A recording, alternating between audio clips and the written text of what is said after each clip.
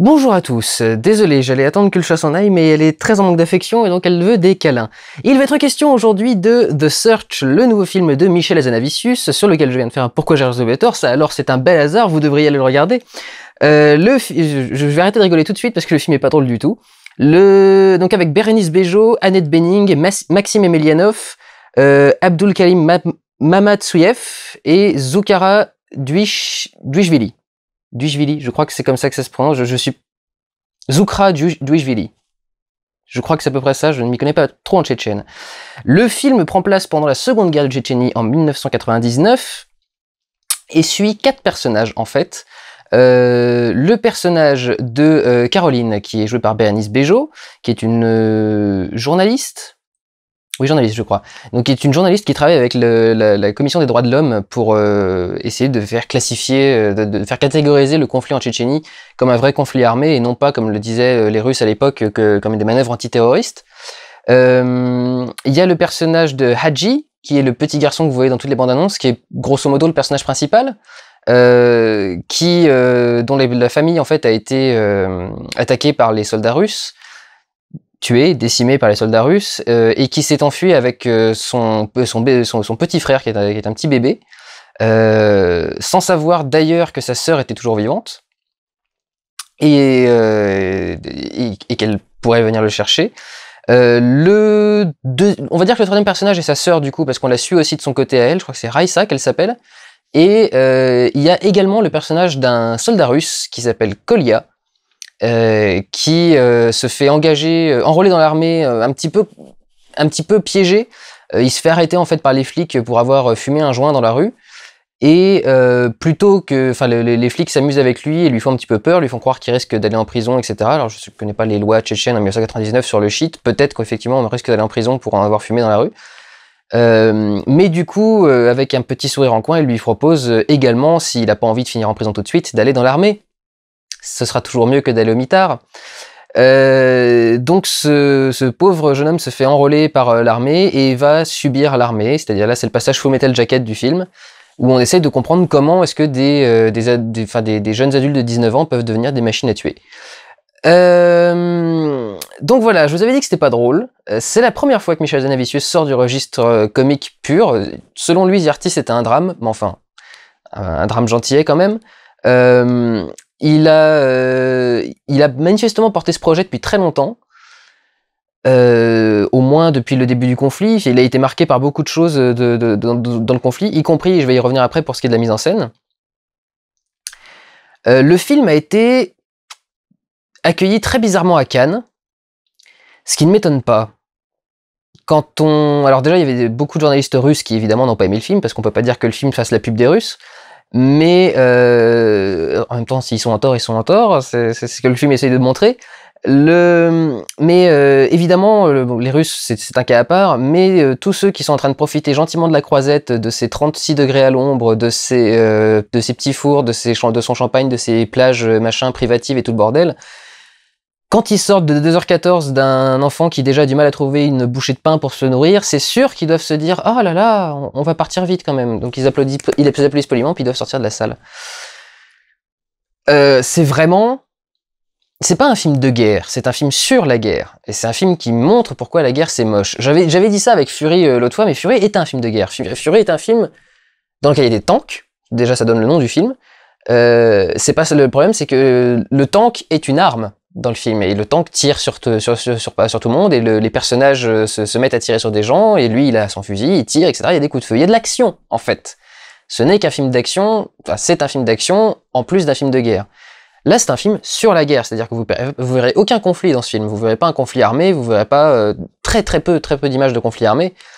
Ce que vous allez voir c'est les conséquences, et comment est-ce qu'on arrive à ces conséquences. C'est donc assez dur, c'est assez lourd à prendre dans la gueule, surtout que le film se finit d'une façon très très brusque, puisque ça se finit avec le générique qui arrive sans musique. Donc les lumières, on a un cut très très brusque, le générique qui démarre, les lumières qui se rallument, et tu te dis bon, bah je sors de là, alors bah j'y vais. Et c'est bien trouvé parce que du coup, on sort de là et la seule chose qu'on se dit, c'est que on mérite pas notre vie, quoi, qu'il y ait il y ait des conflits comme ça partout et que nous on rentre, on va être au chaud, on va avoir son chat qui fait des câlins, on va avoir machin. Enfin, c'est ce genre de film là, c'est le genre de film qu'il vous faut prendre conscience d'à quel point c'est cool de vivre dans un pays comme celui-là. Et comme la France, pas comme la Tchétchénie pour le coup, de vivre dans un pays comme le nôtre et qu'on pourrait être beaucoup plus mal logé. Donc c'est assez dur à prendre comme coup sur la tête, surtout quand c'est le dernier film que tu vois de la journée. Tu te dis ouais quand même. Alors j'ai vraiment trouvé les personnages très attachants. C'est la preuve, c'est que je me souviens du nom de tous les personnages. Et ça m'arrive quasiment jamais en sortant d'un film.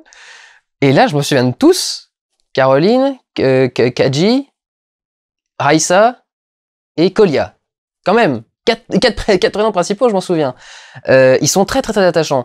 Le personnage de Caroline, c'est le personnage auquel on s'identifie. Caroline ou Carole d'ailleurs? On va dire Caroline. C'est le personnage auquel on s'identifie le plus parce qu'évidemment c'est l'européenne, c'est la française même, c'est celle qui parle français pendant le film. C'est la nana qui est habituée à notre vie à nous. Et qui du coup débarque en Tchétchénie et découvre les horreurs de la guerre et ce qui se passe là-bas et beaucoup de choses. Enfin, c'est un truc tout con, hein, non, je vais passer à autre chose. Je vais passer à autre chose parce que je vais vraiment avoir l'air d'un con. Le personnage de Caroline est plutôt attachant parce que donc on se projette sur elle, mais surtout au niveau de sa relation avec le petit gamin. On le voit dans la bande-annonce, hein, c'est l'idée, c'est qu'en gros ces deux-là se trouvent. C'est pas qu'ils se retrouvent, c'est qu'ils se le trouvent dans la guerre et que du coup c'est leur relation qui va se nouer et elle est parfaitement jouée. Je veux dire la relation qu'il y a entre Bérénice Bejo et alors ce jeune acteur qui s'appelle Abdul Karim Mamatsuyev. Évidemment, ils ont pris celui qui a le nom le plus facile à prononcer. Ce gamin est très très très très doué. Ce gamin est brillant. C'est rare de voir des très bons gamins acteurs et lui il est vraiment brillant. Il n'y a pas beaucoup de passages où il parle, mais il n'a pas besoin de parler. Et c'est en ça qu'il est brillant. C'est en ça qu'un acteur est incroyable. Il dit pas un mot du film, mais pourtant il l'habite entièrement et il marque sa personnalité sur tout le truc, sur tous les personnages, sur tous les récits. À chaque fois, j'ai l'impression qu'en fait à chaque fois on voit le récit par ses yeux à lui, c'est-à-dire que un des objectifs du film, c'est un remake d'un film de 48, The Search. Et Hazanavicius a transposé le concept en Tchétchénie, alors que le film d'origine était sur la Seconde Guerre mondiale. Et toute l'idée, c'est de découvrir la guerre avec le regard d'un enfant. Et c'est vrai que, instinctivement, à chaque fois que je voyais une séquence, je me disais, mais comment ce gosse vivrait ça? Comment ce gosse recevrait ces images-là s'il les voyait? Grosso modo, il arrive à avoir du bol et s'en sortir pas trop mal au niveau du conflit. En dehors, bien sûr, de ce qui lui arrive au début du film, puisqu'il perd sa famille. Mais en dehors de ça, ça se passe pas trop mal pour lui. Et du coup, c'est vrai qu'on se pose plus les questions pour le reste. C'est-à-dire que quand on le voit se marcher et avancer, on a peur pour lui, mais il est pas dans des situations qui font très très très très peur. Et du coup, quand les vraies situations compliquées arrivent, on se dit, ah, mais comment le gamin aurait fait à ce moment-là? Et on se dit qu'il a vraiment eu du bol de tomber sur sur ce camion qu'il a ramené vers la ville, parce que sinon, c'est très compliqué de savoir ce qui aurait pu lui arriver. Donc ces deux personnages-là déjà font tout le truc. Le personnage de la sœur de Kadji, je suis pas à fond. Elle est pas très développée. Elle parle beaucoup plus que son frère, cela dit.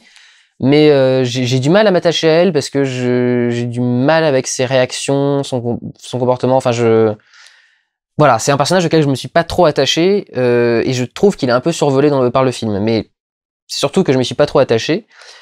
Et le personnage du soldat est vachement intéressant parce que il y a aussi de la projection, il y a aussi de l'identification avec le soldat. Et du coup, c'est un film qui est horrible parce qu'on voit aussi bien pourquoi la guerre c'est moche que pourquoi est-ce que n'importe qui, à peu près n'importe qui, pourrait en arriver à commettre ce genre d'action-là. Donc c'est bien joué, Michel. Je vais jamais remarquer qu'il s'appelle Michel quand même. C'est con, hein, mais j'ai toujours prononcé les deux mots à la suite, et bon, Michel tout seul. Bravo Michel. Bravo Michel, ton film est très très bien foutu, et alors en ce qui me concerne, niveau mise en scène, il y a quand même un aspect positif de ce film. C'est que je me suis pas gouré sur Hazanavicius. C'est-à-dire, je vais vous raconter l'anecdote parce que pour le coup c'est un peu rigolo. Je suis arrivé en retard au début du film et je n'ai pas vu la toute première séquence, la toute première, pas la première scène, mais la première séquence, je l'ai pas vue. Je suis rentré dans la salle un tout petit peu après, juste après en fait que les parents aient tué les parents du petit aient été tués. Et du coup, je me suis fait tout le film en mode normal, en me disant que ça ressemblait beaucoup à des images d'actualité. Il y a beaucoup de passages qui ressemblent à des images d'actualité. Ce qui, avant d'aller voir le film, je me disais, il a forcément été inspiré par ça. C'est forcément ce qu'il essaye de reproduire avec son film. C'est les images d'actualité, parce qu'il n'y a pas été, a priori, en Tchétchénie, pendant qu'il y avait un conflit armé. Et ce qu'il a remarqué, ce sera les images qu'il aura vues à la télévision. Et Hazanavicius, c'est un mec qui est extrêmement marqué par les images de cinéma, mais les images d'actualité aussi. Quand il faisait des sketchs des nuls, c'était basé là-dessus. Il reprenait les images d'actualité de CNN et des autres JT, et il faisait des conneries au-dessus. Et le film se termine. Je me dis, tiens, c'est marrant, ça avait l'air d'avoir un sens particulier, cette fin. Et en fait, quand j'ai demandé du coup aux gens qui étaient avec moi, qui étaient avec moi dans la salle, je suis allé les voir, je leur ai dit, mais du coup, il commençait comment le film? C'était quoi la première chose qu'on a vue? Et là, j'ai pas poussé de cri de joie parce que vu le film duquel je sortais, je me suis retenu. Mais ils m'ont dit, ah bah les premières choses qu'on voit dans le film, c'est des images au caméscope d'une famille, de la famille du petit en train de se faire tuer en fait, et c'est un soldat qui filme.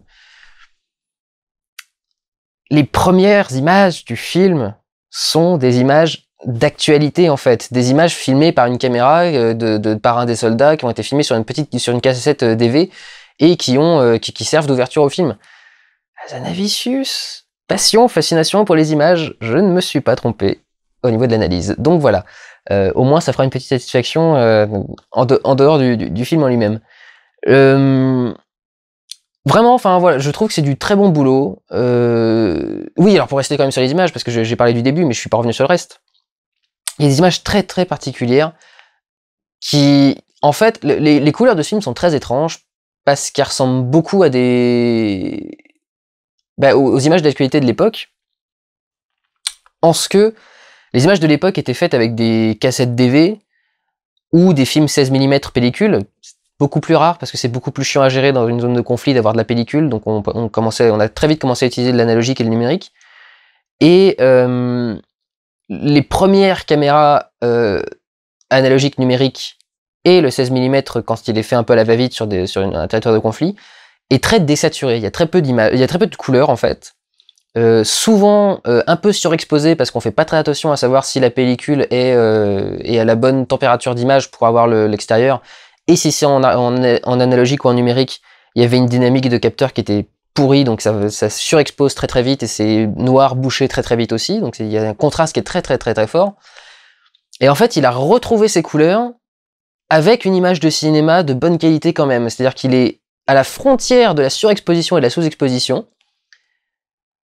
Il n'y a jamais une plage surexposée ou sous-exposée nulle part dans le film, mais il y a les mêmes couleurs, avec la même intensité et la même force. Donc il y a vraiment un travail d'étalonnage qui est très très très poussé pour retrouver les images que lui a vues à l'époque, des images un peu grisâtres, des images un tout petit peu sales.